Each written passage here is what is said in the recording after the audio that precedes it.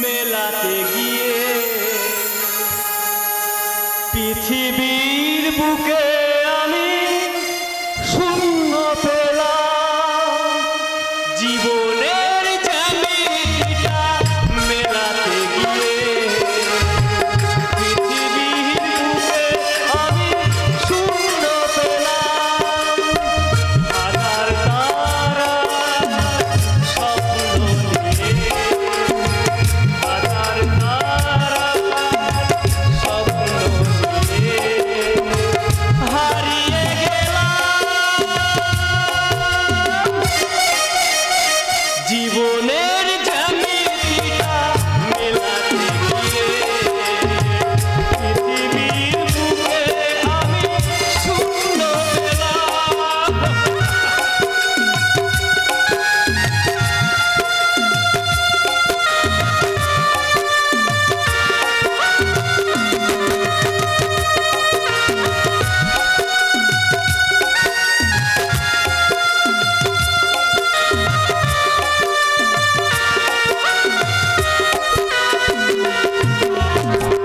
চেতনাটাকে স্তব্ধ করে নীরবে শুধু আমি কেঁদে গেলাম স্তব্ধ করে নীরবে শুধু আমি কেঁদে গেলাম ভালোবাসাহীন সংসারে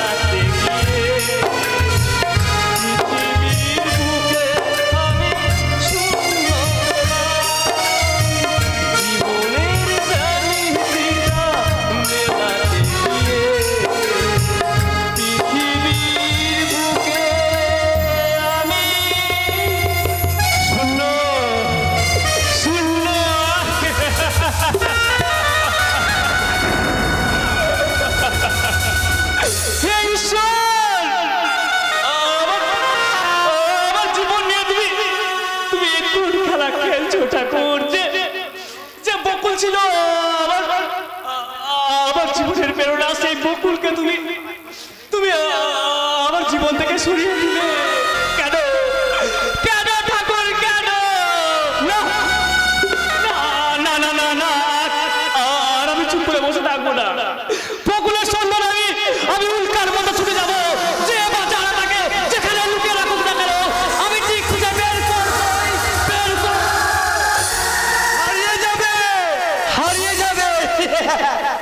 অতীতকে খুঁজতে গিয়ে তোমার বর্তমান চক্র বয়ে তোমার ভবিষ্যৎটা হারিয়ে যাবে আমি একটা হাহাকার যতখানি হাহাকার তোমার বুকে জমা আছে তার চেয়ে অনেক হাহাকার আমার হারিয়ে গেছি গো হারিয়ে গেছে যতখানি ভালোবাসা তুমি খুঁজছো তার চেয়ে অনেক ভালোবাসা আমি আগে হারিয়ে ফেলেছি গো আগে হারিয়ে ফেলেছি তুমি কেমন করে জানলে যে আমার ভালোবাসা হারিয়ে গেছে মানুষের চোখ তো মনে আয় না গো মনে আয় না এখন তো কি বললে কি বললে তুমি আপনাকে যে দেখিতে পাই জীবন দর্পণে সে যে বড় অসহায় অনিবার্য কারণে এই আমি সেই আমি মুখোমুখি দেখা শুরু হয় নতুন অধ্যায়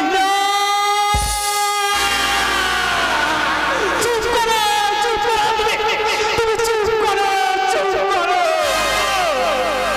হাগো মায়ের মায়ের মমতা বুঝি তোমার তোমার হৃদয় বলতে পারেনি, হৃদয় বলতে হ্যাঁ বাবা সেটা বুঝি তোমার তোমার অন্তরে ছাপ দিতে পারেনি, ছাপ দিতে পারেনি।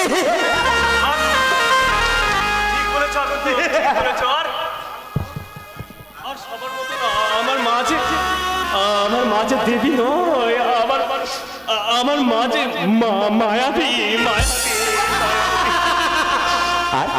আর বাবা বাবা বাবা যে আমার জন্মের আগেই নিরুদ্দেশ হয়ে গেছে। তুমি বাবা নেবে বাবা? 25টা বছর ধরে এই জীবনের ডিগ্রি আমি পিতৃ হিসেবে সঞ্চয় করে রেখেছি। তাদের তোমাকে উদ্ধার করে দিতে চাই। তুমি নেবে বাবা, তুমি নেবে, তুমি নেবে। কেন কেন নেব না? এখন তো কেন নেব না? আমার হৃদয়ে তো সেই স্থান এখন শূন্যই রয়েছে। তোমার দাসেও যদি সেই শূন্যস্থান পূরণ হয় আর তুমিও যদি তৃপ্তির আনন্দ পাও তাহলে তাহলে তুমি তাই করো আনন্দ, তুমি তাই করো, তাই করো, তাই তবে তুমি আমার কাছে এসো, আমার কাছে এসো, আগুতো আগুতো কাছে এসো, কাছে এসো।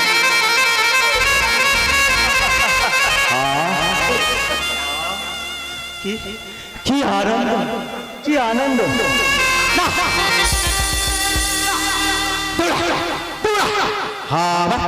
আমার পিতৃ ছিল ভাত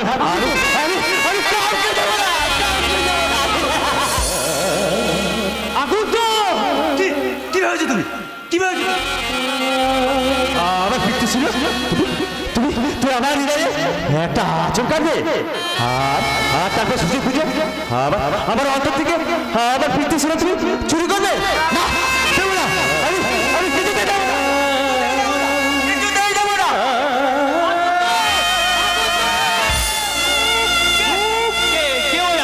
বকুলের সন্ধান পেয়েছি। তুই বকুলের সন্ধান পেয়েছিস, তাহলে তাহলে তুই নিশ্চয় বকুলকে সঙ্গে করে নিয়ে এসেছিস দিগন্ত। না রে রূপ, তাকে তোর কাছে ফিরে যাওয়ার মতো কোনো ক্ষমতাই যে আমার নেই রে দিগন্ত। এ কি বলছিস দিগন্ত, এ কি বলছিস? আহা, আবার আবার বকুলকে তুই ফিরিয়ে এনে দিতে পারিসনি? না রে রূপ না। কেন কেন কেন পারিসনি দিগন্ত? তুই তো একজন পুলিশ অফিসার। পুলিশ অফিসার হয়ে যদি নিজের বোনকে তুই উদ্ধার করতে না পারিস তাহলে তাহলে সাধারণ জনগণ তোদের ওপর কেমন করে ভরসা করবে তুই বলতে পারিস? একজন পুলিশ অফিসারের সাহস আর ক্ষমতা যে কাল ভৈরবে কালচক্রে বন্দী হয়ে গেছে। কি বললি? কাল ভৈরব? হ্যাঁ, কাল ভৈরব নামে এক ভণ্ড তান্ত্রিক ধর্মের আলো আইনকে কলা দেখিয়ে মাদক ও নারী নিয়ে বিভিন্ন অপরাধমূলক কাজকর্ম চালায়। বকুল সেখানেই বন্দী হয়ে আছে। জানতে যখন পেরেছিস তাহলে তাকে উদ্ধার করছিস না কেন? কাল ভৈরব যে চক্রান্ত করে আমার সমস্ত শক্তি ছিনিয়ে নিয়েছে। দিগন্ত, তুই জানিস না রূপ, সেই কাল ভৈরব কত বড় ধূর্ত শয়তান। সেই শয়তানটাকে জব্দ করার জন্য চাই সুচল কৌশল, আর সেই জন্য আমি চাই তোদের কাছে সাহায্য রূপ। আমি প্রস্তুত দিগন্ত, আমি প্রস্তুত। ওই কাল ভৈরবের কাল চক্র আমি ডিনামাইট চার্জ করব, তারপর এটা মেরে উড়িয়ে দেবো তার পাপের স্পর্শন। তারপর তার শরীরটাকে টুকরো টুকরো করে আমি ছিঁড়ে ফেলবো। তাহলে আমরা শপথ নিয়ে বাঁচতে তোমায় হবে হবে, তুমি করো যত্ন করে তুলগরে আলোর মশাল ধরো, আলোর মশাল ধরো, আলোর মশাল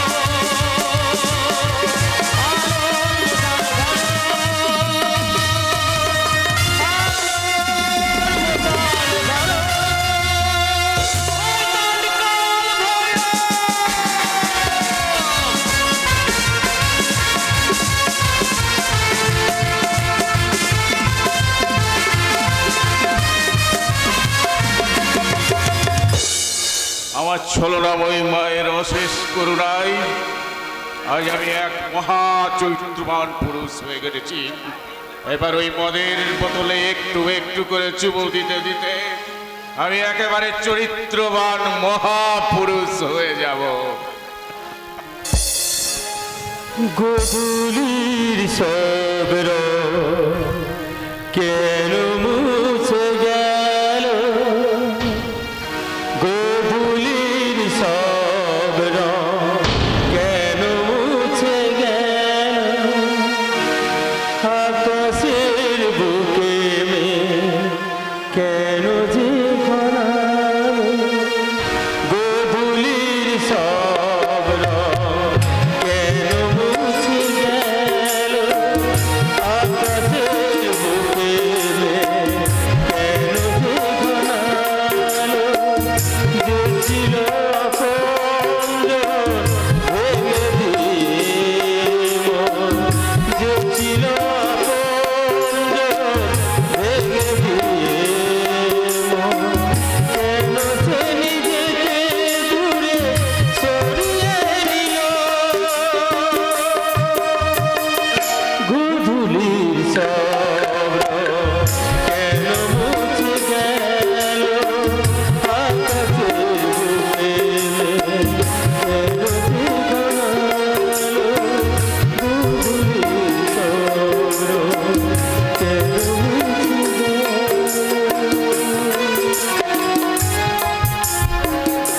কি বর্ধবাবু, তোমার মুখে হাসি অথচ চোখ দিয়ে দর দর করে জল ঝরে পড়ছে। দুঃখ আর আনন্দ যে আমার জীবনটাকে নিয়ে কানামাছি খেলছে দয়ালদা। ওই অধঃপতনের সিঁড়ি দিয়ে ওরা যখন টানতে টানতে আমাকে সুখের নরকে নিয়ে যায়, তখন সীমাহীন আনন্দে আমার একটা চোখ যেমন জল জল করে ওঠে, তেমনি ঠিক ওই ফেলে আসা দুঃখের স্বর্গতার দিকে যখন আমি ফিরে তাকাই, তখন আমার আরেক চোখ দিয়েছে বেদনার অশ্রু ঝরে পড়ে দয়ালদা। তোমার আবার কিসের দুঃখ গো বর্ধবাবু? তোমার মতো বউ পেয়েছো, লক্ষণের মতো ভাই পেয়েছো, কিন্তু রামের মতো দাদা হতে পারলাম কই দয়ালদা। ওই লক্ষ্মী প্রতিমার মতো বৌদিমণির মর্যাদাটাই বা কোথায় রাখলাম আমি? তার জন্য তো বৌদিমণির মনে এতটুকু দুঃখ নেই গো বর্ধবাবু। তুমি তুমি শুধু মদ খাওয়াটুকু ছেড়ে দাও। তুমি বলছো দয়ালদা আমি মদ খাওয়াচ্ছি? হ্যাঁ বর্ধবাবু, হ্যাঁ, মদ যে শরীর আর মনের সর্বনাশ ডেকে আনে গো বর্ধবাবু। তোর হারামিজাদা বললো রে, তুই তোর ভাই না, তার মুখটা আমি ভেঙে দেবো। মা, হ্যাঁ, ওর বাজে কথা তুই কাঁদিস না বাবা। এই দেখ, আমি তোর জন্য না এক বোতল দামি মদ নিয়ে এসেছি। ছি গিন্নিমা, ছি, আপনি মা হয়ে ওই বর্ধবাবুর জন্য মদ আনতে পারলেন? হ্যাঁ, পারলাম। তাতে কি হয়েছে শুনি? কার মা চমৎকার।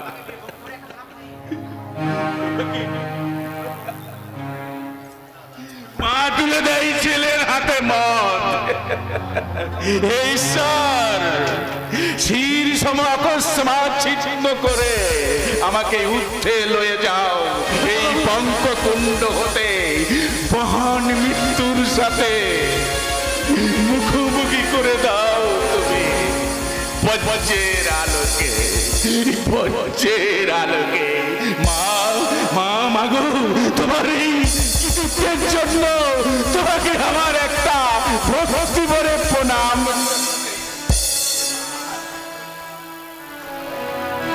বর্ধবাবু, বর্ধবাবু, তুমি আমি ভগবানের কাছে প্রার্থনা করি, ওগো ঠাকুর, এমন মা যদি তুমি প্রত্যেকের ঘরে ঘরে পাঠাও, তাহলে তোমার ভারতবর্ষটা যে একেবারে শ্মশান হয়ে যাবে। মা, দেখি তুমি আমার মদ খাচ্ছ, ছেড়ে দাও।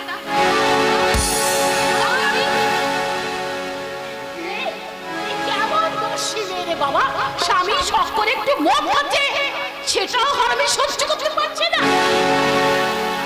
এই দামি মদটা মদ যতই দামি হোক না গিন্নিমা, সেটা শুধু নেশা করার জন্য, শখ করার জন্য নয়। একটু কর। আমার ছেলে শখ করো আর নেশাই করো, তাকে তোর কিনে মুখ পড়াও। গিন্নিমা, মা, আমার স্বামীকে নিয়ে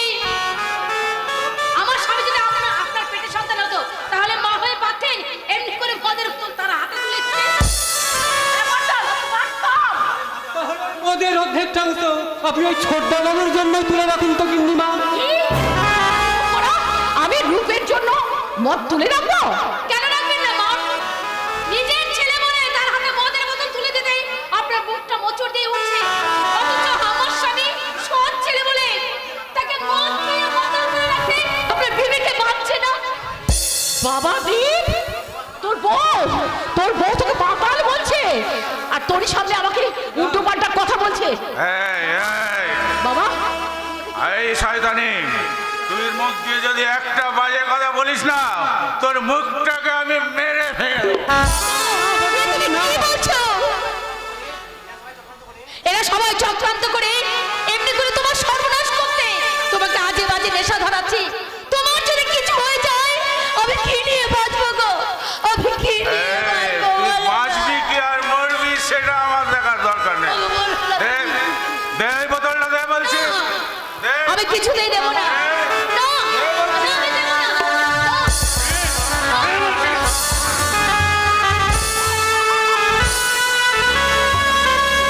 বেশ করেছিস বাবা, ঠিক করেছিস। বলি পুরুষ মানুষেরা একটু শক্ত না হলে তাদের বউগুলো তো এইভাবে মাথায় চড়ে বসে। যত সব আদিক্ষেতা, ছি, মরে যায়। কাঁদো কাঁদো বৌদিমণি, তুমি কাঁদো। তোমারই চোখের জল যদি এই বর্ধবাবুর অধঃপতনের পথটাকে একটু পিছল করতে পারে, তবেই হয়তো তুমি তাকে ফেরাতে পারবে, নইলে সব শেষ হয়ে যাবে গো, সব শেষ হয়ে যাবে, সব শেষ।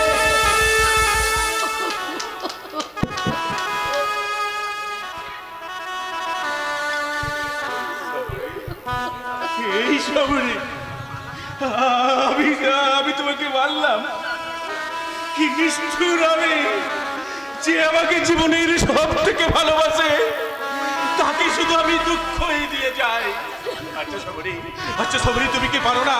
তুমি কি পারো না যে তোমাকে দুঃখ দেয়, যে তোমাকে আঘাত দেয়, তাকে তুমি অভিশাপ দিতে? ওভাবে তুমি বলে রাখো, ওভাবে তুমি আমাকে আঘাত করো, তুমি আমাকে অভিশাপ দাও, যে হাত দিয়ে আমি তোমাকে আঘাত করেছি সে হাত যেন আমার চিরতরে যায়। যে মুখ দিয়ে আমি তোমাকে কটু কথা বলেছি, সেই কণ্ঠ আমার যেন চিরস্তব্ধ হয়ে যায়। লাগলে গো, আমার একটু কষ্ট হচ্ছে না, আমার একটু ব্যথা লাগে রে। তুমি শান্ত হও। তুমি যে আমার কাল পরকাল, তোমার কাছে আমার কিছুই চাওয়ার নেই গো। তোমার সব যন্ত্রণা আমি হাসি মুখে বরণ করে নেব। শুধু তুমি চরণ ধরিতে দিও গো আমারে, নিও না, নিও না সরাই।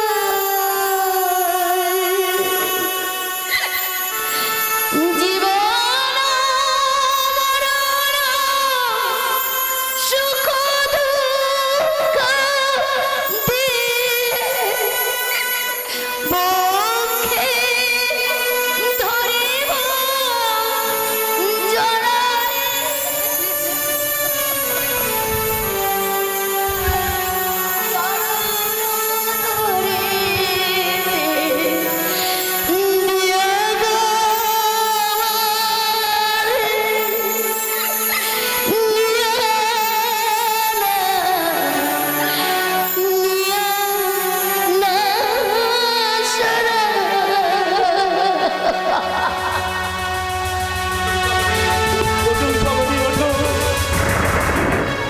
দানব কখনো দেবতা হতে পারে না।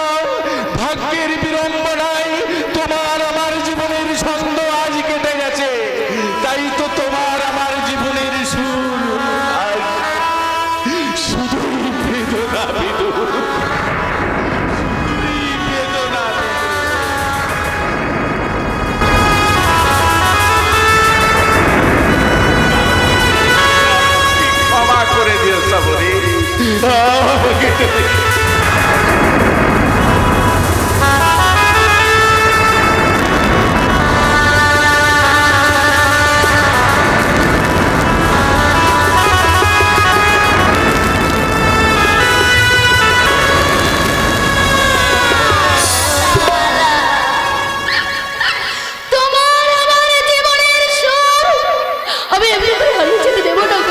আমি ফিরিয়ে আনবো।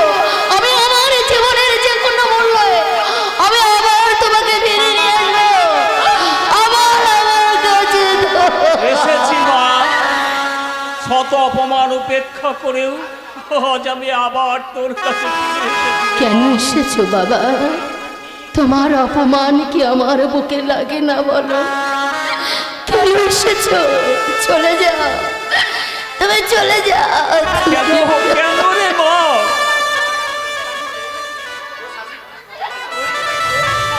বাকি টাকাগুলো দিতে পারিনি বলে তুই মানে আমায় তাড়িয়ে দিচ্ছিস মা? বাবা না, কারোর উপর আমার কোনো অভিমান নেই বাবা, শুধু আমার অনুরোধ তুমি চলে যাও, আর কোনোদিন তুমি বাড়িতে এসো না বাবা, তুমি চলে যাও। আমি চলে গেলে তুই যদি শান্তিতে থাকিস, আমি আমি তাহলে চলে যাচ্ছি মা। দেখি দেখি আর আমি কখনো আসবো না মা।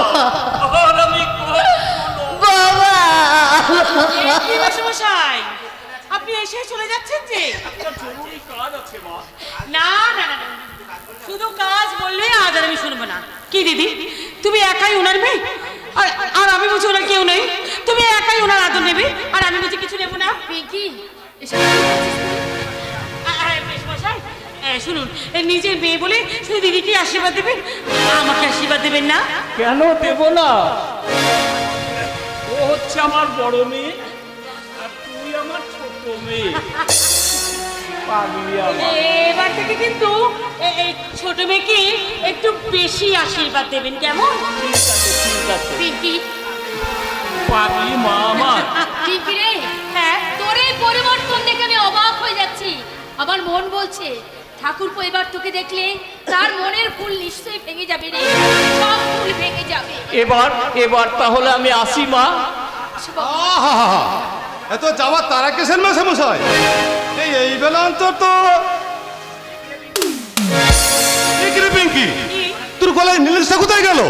এই তো আমার একটু আগে তো ছিল। মানে গলায় ছিল, তোর গলা থেকে তোর উড়ে যাবে না? মনে করে দেখ তুই কোথায় আরে রেখেছিস।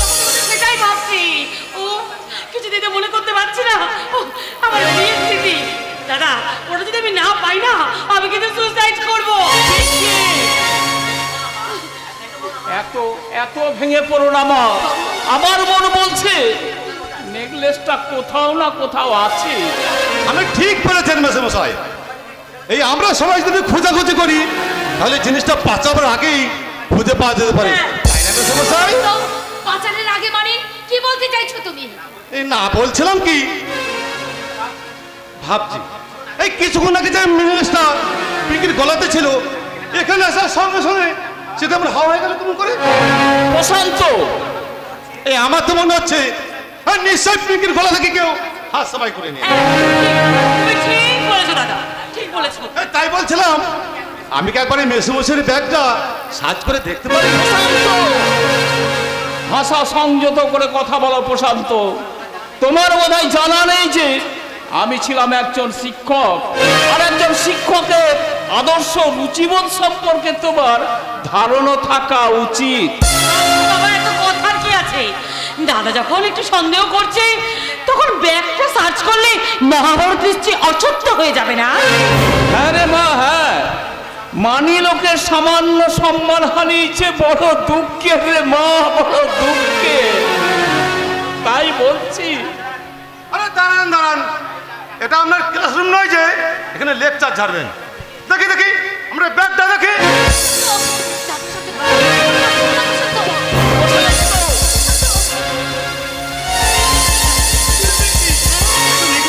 হ্যাঁ, এটাই তো। শান্ত, তাই তো ভাবি এই ব্যাগটা সার্চ করতে কেন এত আপত্তি? বেশি মশাই, ছি। আমি আপনাকে বাবার মতো শ্রদ্ধা করতাম, সেই আপনি কি না? তুমি বিশ্বাস করো মা, আমি এইসবের কিচ্ছু জানি না। হ্যাঁ, ধরা পড়ার পর না সবাই এরকম কিছু না জানার ভান করে থাকে। আরে পিঙ্কি না, তুই আমার বাবাকে চিনিস না। আমার বাবা না খেতে পেয়ে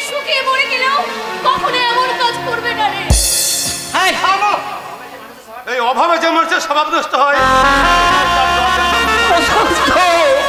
আরে মেয়ের বরগুলোর টাকা জোগাড় করে দিতে পারেনি বলে শেষে আমার বোন পিঙ্কির নেকলেস বিক্রি করে সেই টাকা দিয়ে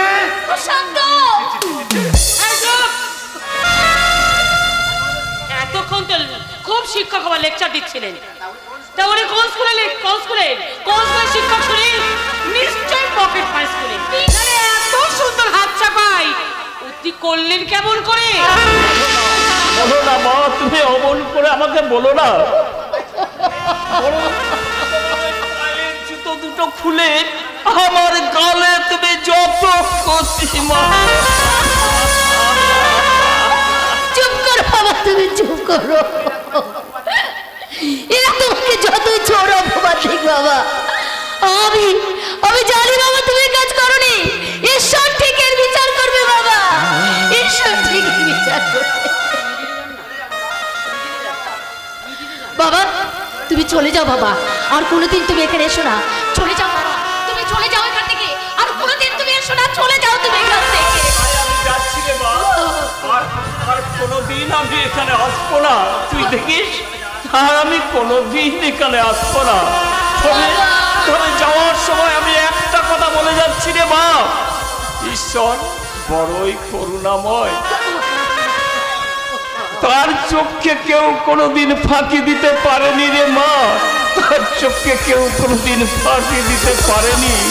আর এরা যে পাপ করলো তার শাস্তি থেকে এরা কোনোদিনই রেহাই পাবে না, কোনোদিন না। আপন যারা তারা আমায় দিয়ে গেল বেদনারি ভার। আপন যারা